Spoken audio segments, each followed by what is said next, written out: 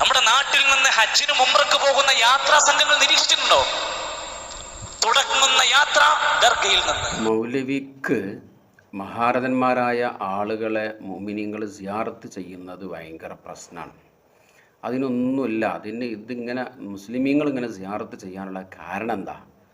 അത് ഇതാണ്. ഇബ്നു ഹജർ ഹൈതമി തങ്ങൾ അവിടുത്തെ തുഹ്ഫയിൽ പറഞ്ഞു, ഫസുവാറുഹും യഊദു അലൈഹിം മിൻഹും മദദുൻ ഉഖ്റവിയുൻ. ഈ മഹാന്മാരെ സിയാറത്ത് ചെയ്താൽ, സ്വാലിഹീങ്ങൾ, ഈ അമ്പിയാക്കളൊക്കെ സിയാറത്ത് ചെയ്താൽ അവരിൽ നിന്നും ഉഖ്റവിയായ മദദ് സന്ദർശിക്കുന്ന സിയാറത്ത് ചെയ്യുന്ന ആളുകൾക്ക് ലഭിക്കുന്നു. ഇതാണ് വിഷയം. എന്നിട്ട് തുടർന്ന് പറഞ്ഞു, ഫലാ യുൻകിറുഹു ഇല്ലൽ മഹ്റൂമൂൻ. ആ മഹ്റൂമാകാൻ, അള്ളാഹുവിൻ്റെ റഹ്മത്തിനെ തൊട്ട് ആട്ടപ്പെട്ട ആൾ, അള്ളാഹുവിൻ്റെ റഹ്മത്ത് കിട്ടാത്ത ആൾ, അതിന് ഭാഗ്യം ലഭിക്കാത്ത ആളുകൾ അല്ലാതെ ഈ ഉഖ്റവിയായ ആത്മീയമായ ഈ സഹായത്തെക്കുറിച്ചും ഈ മദദിനെക്കുറിച്ചും നിഷേധിക്കുകയില്ല. അതിനെ നിഷേധിക്കുന്നവർ മഹ്റൂമുകളാണ്. ഇത് കൃത്യമായിട്ട് ഇബ്നു ഹജർ ഹൈതമി തങ്ങൾ പറഞ്ഞതാണ്. തുഹ്ഫയിൽ തന്നെ പറഞ്ഞതാണ്. മക്കയിൽ വെച്ച് രചിച്ച തുഹ്ഫത്തുൽ മുഹ്താജിൽ തന്നെ പറഞ്ഞതാണ്. അപ്പോൾ ഇതാണ് അതിൻ്റെ കാരണം, പോകാനുള്ള കാരണം അതാണ്. ഇത് നിഷേധിക്കാനുള്ള കാരണം ഇതിനെ സിയാറത്തിനൊക്കെ നിഷേധിക്കാനുള്ള കാരണം എന്താ? അത് മഹ്റൂമായി എന്നുള്ളതുമാണ് അതിൻ്റെ കാരണം. അള്ളാഹുവിൻ്റെ റഹ്മത്ത് കിട്ടാത്ത ആളായി. അതാണ് വലിച്ചെടുക്കുക. പോകുന്ന വഴിയിലുള്ള ദർഗകളിലെല്ലാം കയറി അവരോടൊക്കെ സങ്കടങ്ങൾ പറഞ്ഞിട്ടാണ് പോകുന്നത്. എല്ലാം കഴിഞ്ഞ് രക്ഷപ്പെട്ട് നാട്ടിലെത്തിക്കഴിഞ്ഞാൽ ആദ്യത്തെ സംഭാവനയും ദർഗകളിൽ ഇട്ടുകൊണ്ടാ പോണത്. ഹജ്ജ് പോലെയുള്ള യാത്ര വേളയിൽ എന്തിനാണ് ഇങ്ങനെ സിയാറത്ത് ചെയ്യണത് എന്നുള്ളതാ. ഇൻഷാ അല്ലാഹ് ഹജ്ജിന് പോകണത് തന്നെ എന്തിനാണ്? മഹാരഥന്മാരുമായി ബന്ധപ്പെടാനാണ് എന്നുള്ളതാണ് ഇൻഷാ അല്ലാഹ് നമുക്ക് ഇനി പറയാൻ പോകുന്നത്. അപ്പോൾ മഹാനായ അബ്ദുല്ലാഹിബിൻ ഉമർ റളിയല്ലാഹു അൻഹു ഒക്കെ ഏതെങ്കിലും ഒരു യാത്ര കഴിഞ്ഞാൽ, ഇതാ ഖദിമ മിൻ സഫരിൻ, യാത്രയിൽ നിന്ന് മഹാനവറുകൾ മുന്നിട്ട് വന്നാൽ, മഹാനായ ദഖലൽ മസ്ജിദ്, പള്ളിക്ക് പ്രവേശിക്കും, മസ്ജിദുൻ നബിയിലേക്ക് പ്രവേശിക്കും. ഇങ്ങോട്ട് അത്തൽ ഖബറ, മഹാനായ അഷ്റഫുൽ ഖൽഖ് റസൂലുള്ളാഹി സ്വല്ലല്ലാഹു അലൈഹി വസല്ലമ തങ്ങളുടെ ഖബർ സിയാറത്തിന് പോകും. കണ്ടോ? അപ്പോൾ യാത്രയിൽ നിന്ന് വരുമ്പോഴൊക്കെ അപ്പോഴും മഹാരഥന്മാർ പരിസരത്ത് എവിടെയെങ്കിലും ഉണ്ടെങ്കിൽ അവർ പോയി സന്ദർശിക്കും. റസൂലുള്ളാഹി സ്വല്ലല്ലാഹു അലൈഹി വസല്ലമ തങ്ങൾ മാത്രമല്ല, അസ്സലാമു അലൈക യാ റസൂലല്ലാഹ്, അസ്സലാമു അലൈക യാ അബൂബക്കർ, അബൂബക്കർ സിദ്ദീഖ് റളിയല്ലാഹു അൻഹുവിനെ, ഉമർ റളിയല്ലാഹു അൻഹുവിനൊക്കെ വിളിച്ച് അവരോടൊക്കെ സലാം പറയും. മുത്തുനബിയെ വിളിച്ച് സലാം പറഞ്ഞതിൻ്റെ ശേഷം. അപ്പോൾ ചുരുക്കി പറഞ്ഞാൽ യാത്രയുമായി ബന്ധപ്പെട്ട് സ്വഹാബത്തിൻ്റെ ചര്യയിൽപ്പെട്ട സംഗതിയാണ് മഹാരഥന്മാരെ സിയാറത്ത് ചെയ്യുക എന്നുള്ളത്. അതൊരു പുതിയൊരു സംഗതി ഒന്നല്ല. ഹജ്ജിനെ കുറിച്ച് പഠിച്ചിട്ട് വേണം നീ അമലി ചെയ്യാൻ. കാരണം എന്തെന്നറിയോ, ഹജ്ജിന് പോകുകയാണെങ്കിൽ നിങ്ങൾ പഠിച്ചിട്ട് പോകണം എന്നാണ് ഇപ്പോൾ മൂപ്പര് പറഞ്ഞത്. ആയിക്കോട്ടെ, പഠിച്ചിട്ട് തന്നെ പോകുന്നുള്ളൂ. അപ്പോൾ ആ പഠിച്ചോടത്ത് എവിടെയും തന്നെ ഹജ്ജിന് പോകുന്നതിന് മുമ്പ് ആരും സിയാറത്ത് ചെയ്യരുത് എന്ന് പറഞ്ഞില്ല. മറിച്ച് ഹജ്ജിൻ്റെ ഭാഗമായി ലോകത്തിലെ ഏറ്റവും കൂടുതൽ സിയാറത്ത് നടത്തപ്പെടുന്ന മദീനയിൽ പോകണം എന്നാണ് പറയണത്. പിന്നെ എങ്ങനെ നമ്മൾ സിയാറത്ത് ഒഴിവാകുക?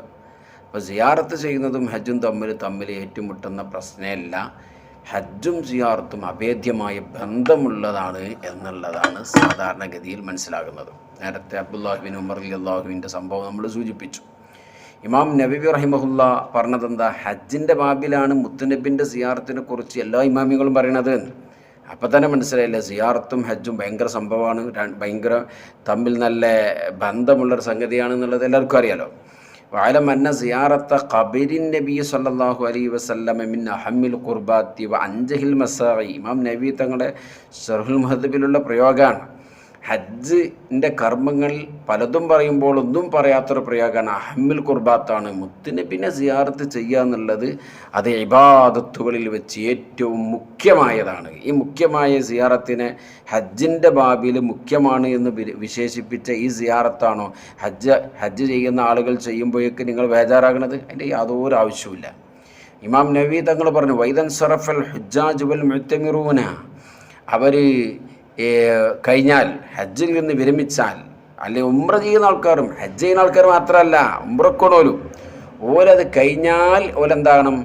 യതവജ്ജഹു ഇലൽ മദീനത്തി, മദീനയിലേക്ക് പോകണം. മദീനയിലേക്ക് പോവാണ്. എന്തിനാണ് ഇവർ വെറും മദീനയിലേക്ക് പോകുന്നത്? മസ്ജിദ് നബിയിൽ പോയി നിസ്കരിക്കാനാണെന്നുള്ളതാണ്. അതിനല്ല. ഇനി അതാണെങ്കിൽ തന്നെ ഇൻഷാ അല്ലാ ഫത്തുഹുൽ ബാരിയിലെ ഇബാറത്ത് വരുന്നുണ്ട്, അതിൻ്റെയും ലക്ഷ്യം എന്താണെന്നുള്ളത് ബോധ്യപ്പെടും. അപ്പോൾ എന്തിനാണ് പോണത്? ലി സിയാറത്തി ഹി സ്വല്ലല്ലാഹു അലൈഹി വസല്ലം, നബി സല്ലല്ലാഹു അലൈഹി വസല്ലം തങ്ങൾ സിയാറത്ത് ചെയ്യാൻ വേണ്ടി മദീനയിലേക്ക് പോകണം. ഇതാണ് നബി ഇമാം പറയുന്നത്. പിന്നെ അപ്പോൾ ഇത് അഹമ്മുൽ ഖുർബാത്തായ സംഗതിയാണ് മുത്തുനബിനെ. അപ്പോൾ ഇയാൾ എന്താക്കുന്നുണ്ട് അറിയോ? ഒരു രസകരമായ സംഗതി ഇയാൾ എന്താക്കുന്നുണ്ട്, ഹജ്ജിന് പോകുന്ന ആളുകൾ നാട്ടിലുള്ള എല്ലാ മസാറുകളും സിയാറത്ത് ചെയ്യും, ഇങ്ങോട്ട് തിരിച്ചു വരുമ്പോഴും സിയാറത്ത് ചെയ്യും പറയണ്ടേ.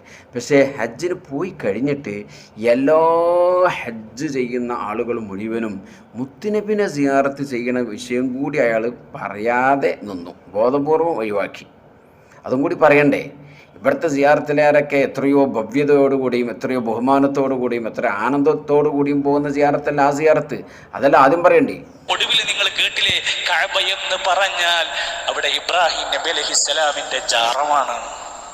നിങ്ങളെല്ലാവരും പോയിട്ട് ആ ജാറത്തെയാണ് തവാഫ് ചെയ്യുന്നത് എന്ന് അപ്പം നമ്മൾ പറഞ്ഞു, ഈ പള്ളികൾക്ക് മഹത്വങ്ങൾ ലഭിക്കുന്നത് തന്നെ മഹാരഥന്മാരുടെ സാന്നിധ്യം ഉണ്ടായി എന്നുള്ളതാണ്. അതുകൊണ്ട് മക്കയിലേക്കും മദീനയിലേക്കും, മക്കത്തെ പള്ളിയിലേക്കും മദീനത്തെ പള്ളിയിലേക്കും പുണ്യമായി വിചാരിച്ച് പോകുമ്പോൾ തന്നെ അവിടെ അതിന് ഇത്രമാത്രം മഹത്വം കിട്ടാനുള്ള കാരണം എന്താ? അതിനെ കാരണം ബഹുമാനപ്പെട്ട ഇബ്നു ഹജർ അസ്കലാനി റഹിമഹുല്ലാ ഫത്തുഹുൽ ബാരിയിൽ പറഞ്ഞു, ലാ തുശദ്ദു റിഹാലു ഇല്ലാ ഇലാ സലാസത്തി മസാജിദ എന്ന് പറഞ്ഞ ഹദീസിൻ്റെ വിശദീകരണത്തിൽ ഇമാം ഇബ്നു ഹജർ അസ്കലാനി റഹിമഹുല്ലാ ഫത്തുഹുൽ ബാരിയിൽ പറഞ്ഞു, വഫി ഹാദൽ ഹദീസി ഫളീലത്തു ഹാദിഹിൽ മസാജിദി, ഈ 3 പള്ളികൾക്ക് മഹത്വമുണ്ട് എന്ന് ഈ ഹദീസ് കൊണ്ട് ബോധ്യപ്പെടും. വ മസിയ്യത്തുഹ അലാ ഗൈരിഹ, ഈ പള്ളിയല്ലാത്ത മറ്റു പള്ളികളെക്കാളും ഈ പള്ളിക്ക് വ്യതിരക്തതയുമുണ്ട്, ഒരു മഹത്വമുണ്ട്, ഒരു പ്രത്യേകതയുമുണ്ട് എന്നുള്ളതും ഹദീസ് കൊണ്ട് ബോധ്യപ്പെടും. എന്താ അതിൻ്റെ കാരണം? അതിൻ്റെ കാരണം പറയുമ്പോഴാണ് ബഹുമാനപ്പെട്ട ഇബ്നു ഹജർ അസ്കലാനി തങ്ങളും മുശ്രിക്കാണ് എന്ന് പറയേണ്ടി വരാം. എന്ത് ലി കൗനിഹാ മസാജിദൽ അംബിയാഈൻ ഉണ്ടോ? ഈ 3 പള്ളികൾക്ക് മഹത്വം ഉണ്ടാകാൻ കാരണം എന്താ? അങ്ങോട്ട് തന്നെ നിങ്ങൾ പ്രത്യേകം തയ്യാറായി കൂടുതൽ കൂലി കിട്ടുമെന്ന് കരുതി പോകണമെന്ന് പറയാനുള്ള കാരണം എന്താ? വേറെ പള്ളിക്ക് പോയിട്ട് നിങ്ങൾ 10 ലക്ഷം കൂലി അല്ലെങ്കിൽ 1 ലക്ഷം കൂടുതൽ കൂലി അല്ലെങ്കിൽ ഒരു 1000 തവണ നിസ്കരിച്ച കൂലി അല്ലെങ്കിൽ 10,000 തവണ നിസ്കരിച്ച കൂലി, ഇങ്ങനെ ഒരു റക്അത്തിന് ഇത്ര തവണ നിസ്കരിച്ച കൂലി എന്ന് വിചാരിച്ചിട്ട് വേറെ എവിടെയും പോകണ്ട. ആ കൂലി വിചാരിച്ചിട്ട് പോകുകയാണെങ്കിൽ ഈ പള്ളിയിലേക്ക് മാത്രം പോയാൽ മതി എന്ന് നബി സല്ലല്ലാഹു അലൈഹി വസല്ലം തങ്ങൾ പറയാനുള്ള കാരണം ലികൗനിഹാ മസാജിദൽ അംബിയാഇ ആണോ. അപ്പോൾ അമ്പിയാക്കളെ മാറ്റി നിർത്തിയിട്ട് ഇവിടെ ഒന്നുമില്ല. അപ്പോൾ അള്ളാഹുവിൻ്റെ സൃഷ്ടികളാകുന്ന പള്ളികളിൽ നിന്ന് ചില പള്ളികൾക്ക് അള്ളാഹു തആല മഹത്വം കൊടുക്കാൻ വേണ്ടി തീരുമാനിച്ചത് അവൻ്റെ സൃഷ്ടികളിൽ ഉത്തമരായ അമ്പിയാക്കളുടെ സാന്നിധ്യമുണ്ടായി എന്നുള്ളതായതുകൊണ്ട് അള്ളാഹു ശിർക്ക് ചെയ്തോ? അവിടെ നമുക്ക് പോയിട്ട് അള്ളാഹു ശിർക്ക് ചെയ്തോ? അമ്പിയാക്കൾ ഉപയോഗപ്പെടുത്തിയിട്ട് തന്നെ ആകണമെന്നുണ്ട് അള്ളാഹുവിൻ്റെ പള്ളിക്ക് മഹത്വം കൊടുക്കാൻ. അപ്പം മരണപ്പെട്ടു പോയ മഹാരഥന്മാർ, അവരുടെ സാന്നിധ്യം, അവരുടെ സ്പർശനം ഒക്കെ ഉണ്ടായാൽ അവിടെ മഹത്വം ഉണ്ടാവുകയാണ്. ആ മഹത്വം, ആ നിലക്ക് മഹത്വമുണ്ടെന്ന് വിശ്വസിക്കുന്നതും ആ നിലക്ക് മഹത്വമുള്ള പള്ളിയാണെന്ന് വിശ്വസിച്ച് പോകുന്നതൊക്കെ തെറ്റാണല്ലോ. പള്ളിയൊക്കെ പോകുന്നത് പ്രശ്നമാണ്. നിങ്ങൾ കേട്ടില്ലേ, കഅബ എന്ന് പറഞ്ഞാൽ അവിടെ ഇബ്രാഹിം നബി അലൈഹിസ്സലാമിന്റെ ജാറമാണ്. നിങ്ങളെല്ലാവരും പോയിട്ട് ആ ജാറത്തെയാണ് തവാഫ് ചെയ്യുന്നത് എന്ന് ഈ കഅബത്തുങ്ങ പോകുമ്പോൾ അവിടെ ഇബ്രാഹിം നബിന്റെ മഖാമുണ്ട് എന്ന് കരുതി പോയാൽ അവിടെ ശിർക്കാണെന്നാണ് പറഞ്ഞത്. ശിർക്കല്ലെന്ന് ബോധ്യപ്പെടുകയും ഇത് ശിർക്കാണ് എന്ന് നിങ്ങളെ വാദമാണ് ഇവിടെ പൊളിഞ്ഞു പോയത്. ഇവിടെ ഒരു അമലും പൊളിഞ്ഞു പോകുന്നില്ല. അഫ്ദലുൽ ഖുർബാത്തിൽ വെച്ച്, അഹമ്മുൽ ഖുർബാത്തിൽ വെച്ച് ഏറ്റവും നല്ല ആരാധനയാകുന്ന ഈ സിയാറത്തുകൾ ഇവിടെ നടക്കുക എന്നല്ലാതെ, ആ ഖുർബാത്ത് ആരാധനകൾ നടക്കുക എന്നല്ലാതെ ആരാധന പൊളിഞ്ഞു പോകുന്ന പ്രശ്നേ ഇവിടെ വരുന്നേ ഇല്ല. ബൈത്തുൽ മുഖദ്ദസിനൊക്കെ മഹത്വം കിട്ടാൻ കാരണം എന്താ? അങ്ങോട്ട് അള്ളാഹുവിൻ്റെ റസൂൽ പറഞ്ഞത് അടിസ്ഥാനത്തിൽ പുണ്യമുള്ള പള്ളിയാണ് എന്ന് വിചാരിച്ച് പോകണതിനാ? അത് ബിമന്ദഫിന ഹൗലഹു മിനൽ അംബിയാഇ വസ്സാലിഹീൻ. തഫ്സീർ ഖുർതുബിയിലില്ലേ? സമാനമായ ഒട്ടുമിക്ക തഫ്സീറുകളിലും ഈ ആശയമില്ലേ? ഇമാം ബൈലാവി രേഖപ്പെടുത്തിയിട്ടില്ലേ? ഷൗക്കാനി പോലും രേഖപ്പെടുത്തിയിട്ടില്ലേ? വല്ല അംബിയായുൽ മുർസലീൻ, ഉഖ്റവിയായ ഒരു പ്രത്യേകമായ ബറക്കത്ത് അമ്പിയാക്കളെയും ഔലിയാക്കളെയും കൊണ്ടാണ്. അങ്ങനെ തന്നെ പറയുന്നുണ്ട്. ദുന്യവിയായ ബറക്കത്തുകൾ അവിടെ ഒരു പക്ഷേ പഴങ്ങളും മരങ്ങളും ഒക്കെ ഉഷാറായി ഉണ്ടാകുന്നുണ്ട് എന്ന നിലക്കാകാം. അതേസമയത്ത് ഉഖ്റവിയായ ബറക്കത്ത് പറഞ്ഞ മുഴുവൻ മുഫസ്സിറുകളും പറഞ്ഞു അമ്പിയാക്കളെയും സ്വാലിഹീങ്ങളെയും ഔലിയാക്കളെയും. അപ്പോൾ അവർ നിസ്കരിച്ചു. ഇമാം ബൈലാവി പറഞ്ഞു മുത്തഅബ്ബദുൽ അംബിയ ആണ്, അമ്പിയാക്കളൊക്കെ ആരാധന ചെയ്ത സ്ഥലമാണ്, അപ്പോൾ അതുകൊണ്ട് അതിന് പുണ്യം കൂടുതൽ കിട്ടുന്നത്. അപ്പോൾ അമ്പിയാക്കളും ഔലിയാക്കളും ഒക്കെ സാന്നിധ്യമുണ്ടായി എന്ന നിലക്ക് അള്ളാഹു പുണ്യം കൊടുത്തിട്ടുണ്ടെങ്കിൽ നിങ്ങളായിട്ട് അത് കുറക്കണോ? അത് പുണ്യം കിട്ടിയത് അതുകൊണ്ടാണ്. അപ്പോൾ ഈ നല്ലവരെ മാറ്റി നിർത്തിയിട്ടുള്ള, നല്ലവരിൽ നിന്നും പുണ്യം കിട്ടുന്ന പരിപാടി മാറ്റി നിർത്തിയിട്ടുള്ള ഒരു ഇസ്ലാം ലോകത്തില്ല.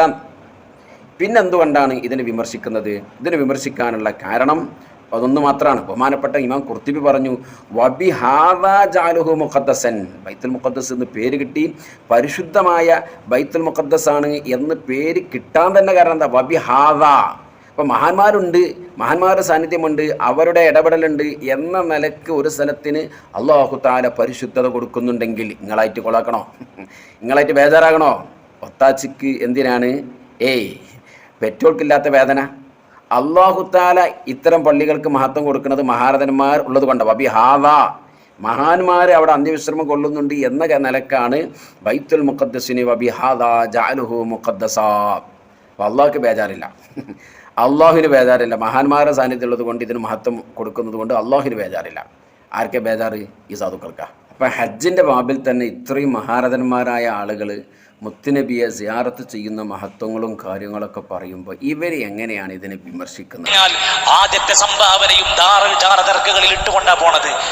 അള്ളാഹുവിന്റെ ഖുർആൻ പറഞ്ഞു, മനുഷ്യരെ ശിർക്ക് ചെയ്താൽ നിന്റെ സകല നന്മകളും പൊളിഞ്ഞു. അതിന് ഉത്തരമാണ് ബഹുമാനപ്പെട്ട ഇബ്നു ഹജർ ഹൈതമി തങ്ങൾ 400ഓളം വരുന്ന പണ്ഡിതന്മാർക്ക് ഒന്നിച്ചിരുന്ന് ദറസ് നടത്തി കൊടുത്ത തുഹ്ഫത്തുൽ മുഹ്താജ് എന്ന ഗ്രന്ഥത്തിൽ പറഞ്ഞത്, ലാ യുൻകിറുഹു ഇല്ലൽ മഹ്റൂമൂൻ, അള്ളാഹുവിൻ്റെ റഹ്മത്ത് കിട്ടാത്ത മഹ്റൂമായ ആളുകൾക്കല്ലാതെ ഇതിനെ നിഷേധിക്കാൻ കഴിയൂല. അപ്പം മഹ്റൂമാണ് എന്നതിൻ്റെ റഹ്മത്തിനെ തൊട്ട് ആട്ടപ്പെട്ട ആൾ, റഹ്മത്ത് ലഭിക്കപ്പെടാത്ത ആൾ, ഒരിക്കലും കിട്ടാത്ത ആൾ, അതിനെ തൊട്ട് അള്ളാഹുവിൽ നിന്നും എല്ലാ നിലക്കും തടസ്സം കിട്ടിയ ആൾ, ഒരിക്കലും കിട്ടാത്ത ആൾ, അവർക്കാണ് ഇതിനെ നിഷേധിക്കാൻ കഴിയൂ എന്ന്. ഇതുകൊണ്ടാണ് ബഹുമാനപ്പെട്ട ഇബ്നു ഹജറിനിൽ അസ്കലാനി റഹിമഹുല്ലാ ഫതുഹുൽ ബാരിയിൽ പറഞ്ഞത്, സിയാറത്തിനെ വിമർശിക്കുന്ന ഈ പരിപാടി, മുത്തുനബിയെ സിയാറത്ത് ചെയ്യുമ്പോൾ അത് ശിർക്കാണ് എന്ന് പറയുന്ന ഈ പരിപാടി, അത് മിൻ അബ്ശഇൽ മസാഇലി, ഏറ്റവും അറുവഷളമായ അഭിപ്രായങ്ങളിൽപ്പെട്ടതായി മഹാനായ ഇബ്നു ഹജർ അസ്കലാനി റഹിമഹുല്ലാ രേഖപ്പെടുത്തിയത്. മിൻ അബ്ശഇൽ മസാഇൽ മങ്കൂലത്തി അൻ ഇബ്നു തൈമിയ പല ആശയങ്ങൾ പറഞ്ഞിട്ടുണ്ട്, ഒരുപാട് ആശയങ്ങൾ പറഞ്ഞിട്ടുണ്ട്. പക്ഷെ ആ ആശയങ്ങൾ വെച്ചിട്ട് ഏറ്റവും വഷളായ അറുവഷളമായ ആശയമാണ് സിയാറത്ത് ചെയ്യരുത്, സിയാറത്ത് ചെയ്താൽ പുണ്യമില്ല, അത് ശിർക്കാണ് എന്ന് പറയുന്നത്. അപ്പോൾ അത് ശിർക്കാണ് എന്ന് പറയുന്നതും ശിർക്ക് ചെയ്താൽ പൊളിഞ്ഞു പോകുമെന്ന് പറയുന്നതും ഒക്കെയാണ് ഇവിടെ പൊളിഞ്ഞു പോയിട്ടുള്ളത്.